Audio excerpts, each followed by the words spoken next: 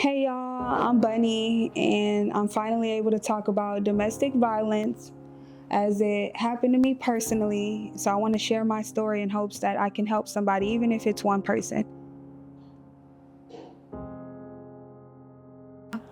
I feel great. I feel like I'm finally in a space where I could talk about it without worrying about like the repercussions. Like I feel like safe. Finally, I finally feel safe to talk about things that's happened to me. I'm not ashamed, so I feel good that maybe I can help even one person. So I feel really good. I think it's important to talk about everything. I don't want to leave any parts or steps out. So I just want to give it like the real story about what happened. So there's nothing off limits. I'm willing to talk about any and everything when it comes to my story.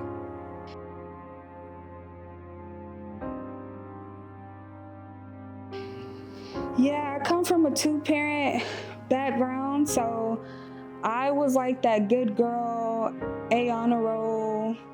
I would sneak out the house to go to study sessions. So like the average kid at my age, I guess like at 17, would sneak out to go. I don't know what kids are doing, but I was sneaking out, and we had late night study sessions.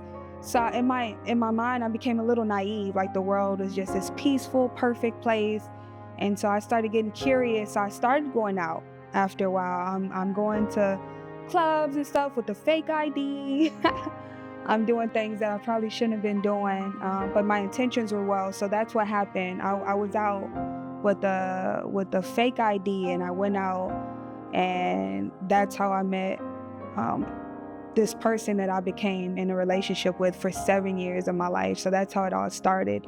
17 years old, somewhere I wasn't supposed to be, and I met somebody that I have to remember the rest of my life now.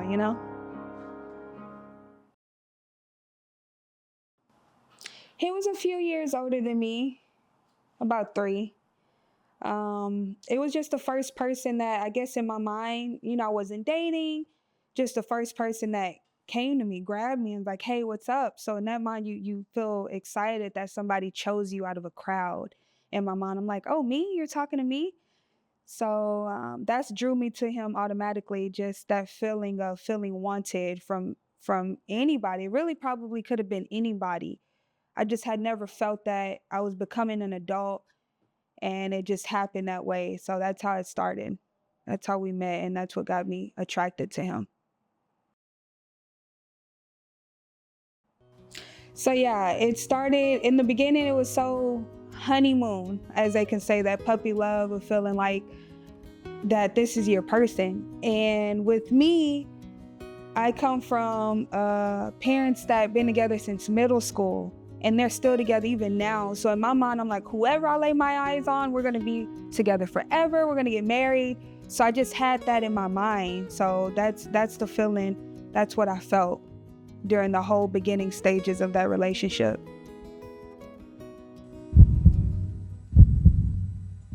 I immediately started noticing things that was not right. Anger, pushing, shoving. In my mind, nothing crazy, even though looking back, I'm like, that was crazy. That was not okay. But immediately I noticed anger issues, red flags, um, verbal. I would definitely say it started off verbal, mentally, emotionally abusive before it became physical. So it was very early on in the relationship.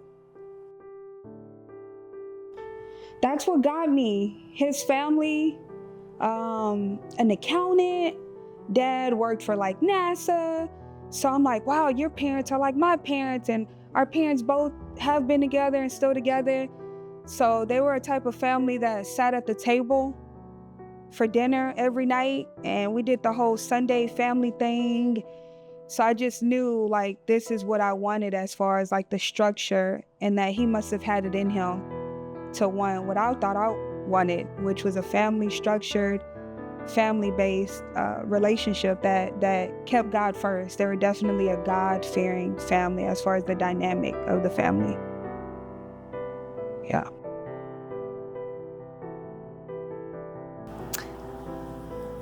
The fear, what I thought would work forever not working. The fear of what would happen when you're physically getting abused. You think like, are they gonna kill me? You literally think, am I gonna die? Every day it was a question of, am I even gonna make it out today? It got to that point. So I was just scared for my life. I was genuinely and honestly scared for my life for years. And that went on for years. So I would just say fear was the bottom line. Fear just overtook my life, and it was unbearable, and I couldn't bring myself to leave.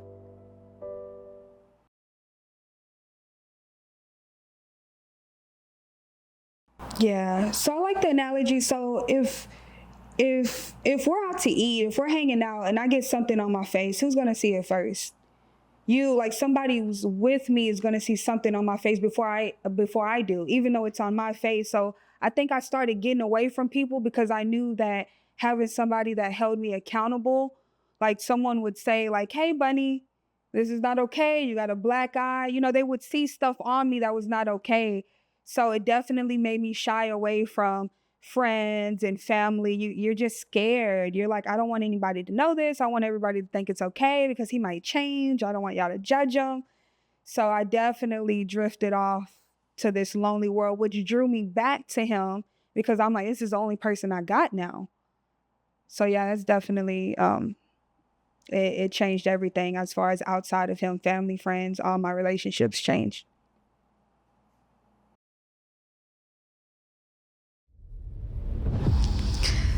So I remember one day, me and a girlfriend, she was been asking me for months and months, like, when are we gonna hang out? And I was like, you know what? I wanna go out, I wanna feel pretty. And I remember putting on like a cute outfit that was a little revealing, but a cute, outfit. And he was like, where are you going? And I'm like, hey, I'm hanging out with my friend. And he was like, no, you're not dressed like that. So it was definitely one of those like intimidating, abusive, dictative, you're not wearing that, where do you think you're going? Your friend don't love you, she's not gonna be there. Just every small thing turned into an argument. And that specific day, I remember him ripping my clothes off and saying, you're not going anywhere, and like gave me a black eye to where I had to call my friend and tell her like, hey, I had to make it up. After I got done crying, I had to make up an excuse. I don't even remember what I said, but it was something along the lines of like, hey, I'm not feeling well, I'm just gonna stay home tonight. And she was like, because I had been making excuses for months. So the fights were definitely over nothing, I would say. Like, it was just toxic.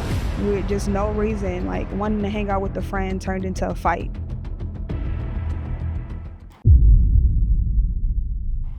Well, the relationship lasted 7 years. I can definitely remember spurts of like, I would say a month or so at a time, every day. Even if it wasn't so physical, it was some type of abuse, whether mental, emotional, it was some type of reminder, like a constant, like I have to put her in this state of constant reminder that she's nothing. So we would go days of, you're nothing, you're nobody, slap, punch, mess up a room, put a hole in the wall. It was definitely like a very, very, it became my normal. I can say that. I woke up every day knowing like I'm gonna fight today. I'm gonna fight in my relationship today. It got that bad. It was pretty bad.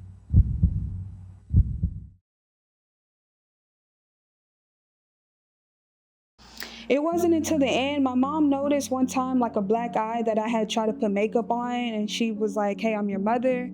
Like, I know something's not right, but I remember yelling, like, you don't know anything. And to this day, I have to live with that because she was absolutely right. I was getting abused and it wasn't okay. So it wasn't until the end where even now they're still finding out stories about like how deep it was. Like my MCL, I remember we were fighting and that my MCL got torn from a fight we had. And I sat there and I told my family that it was from a volleyball tournament I had. I don't even play volleyball. And I think they started to know, but like I said, that was towards the end, and he was there to help me out of the car, like with my crutches. So my mom told me later, like looking back, like you really played that off so good. Like I really thought you were hurt from a game because he's helping you. I didn't think it had anything to do, but really my muscle was torn from the fight that we had the day before. I was in the hospital and everything, so it was until the very end where I just couldn't take it anymore, where I finally opened up about what was really happening in the relationship. Uh,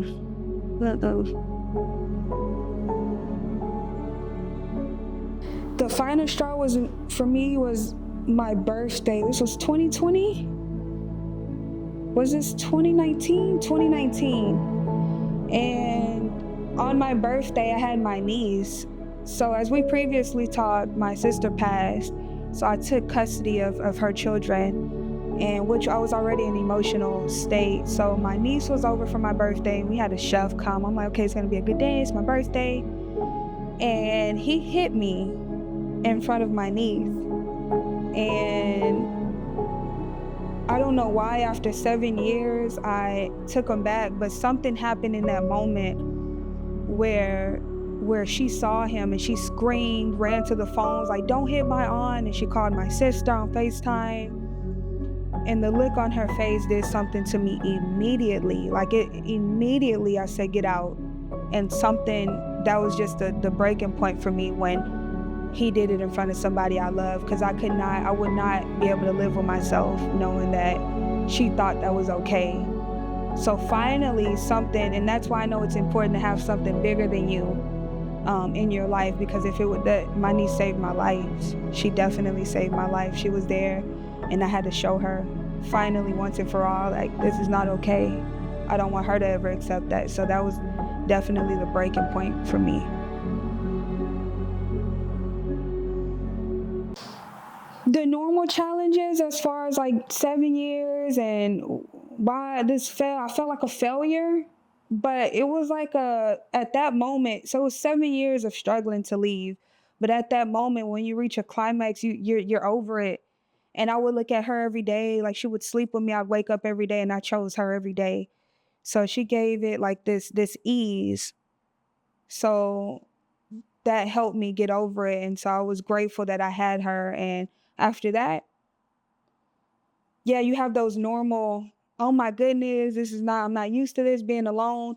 But just looking at her, it was way easier than it would have been without her, for sure. So it was pretty smooth after that, as far as my thought process. I had to shake back, get myself together. That part was rough, but my mind to finally accept and acknowledge that I was completely done, I never questioned, like second guessed that after what happened with her. So what's crazy is, if I'm being honest, I'm realizing I'm still not even healed. It's been years, and I think for me and for a lot of women, when you go through abuse, when you date somebody great is when you realize, like, I'm not okay. So you're dating somebody, you're used to fighting and justifying your actions and all of that. So you meet somebody that holds you accountable. And I've been realizing lately, like, I still have these negative tendencies that I've had from coming out of that. So I'm still healing. I have not been to therapy. I've definitely considered it. I pray with people. I talk to God, but I'm still healing. And that ended years ago. I'm definitely still healing, and I need to take steps to grow from that, because I'm still feeling the repercussions of leaving that abusive relationship.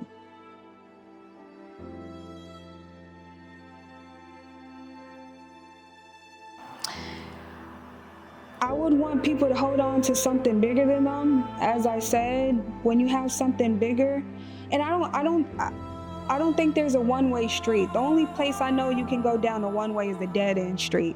So I believe, for example, I want people to know that there's ways, whether you see a therapist or talk to a friend, but you have to take the steps.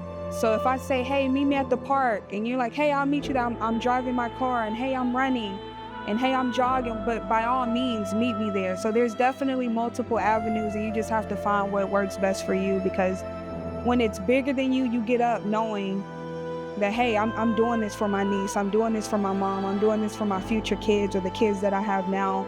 So I would definitely say cling to something bigger than you, and run with that. Run with that. There's an analogy I heard that I'm going to share. And I heard a pastor say, why is it that lions, even though they've been trained and conditioned their whole lives to be in a cage, to live at a zoo, why is it that zookeepers, why don't the people lock the cages?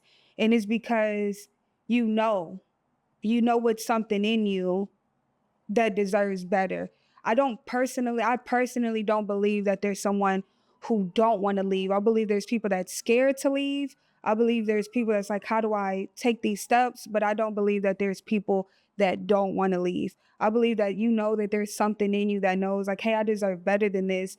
And if you could ever get in your mind like a lion does, if you ever leave a cage open at a zoo, I feel bad for you because a lion knows like, hey, I'm better than this. This is not my environment. I've been here my whole life, but my nature tells me that this is not for me. So I would say you have to go deep and tell yourself, I do want to leave, because who doesn't want to live a great life? Who doesn't want to overcome and be better and do better? But if you ever break free, all hell will break loose in a good way, because you finally stepping into what's meant for you. And that's, everyone deserves to be treated right. So that's what I believe. My hopes moving forward is that I don't take the pain that I feel and have felt and project it into someone else. That I don't carry this the rest of my life as like I'm a victim, because I know I'm not a victim. My hope is that I can inspire someone to break free, whether they're just started an abusive relationship, have been in one for years, on their way out, or whatever stage you're in, because I've been through all of them. I just hope that I can remind you and encourage you that that doesn't have to be the end of the story. I always told myself I won't die here. This might be a part of my story, but I will not die here. And I hope that I can give the love that I once have and not put a wall up into where I can't even receive love. So that's the hope that I have from this.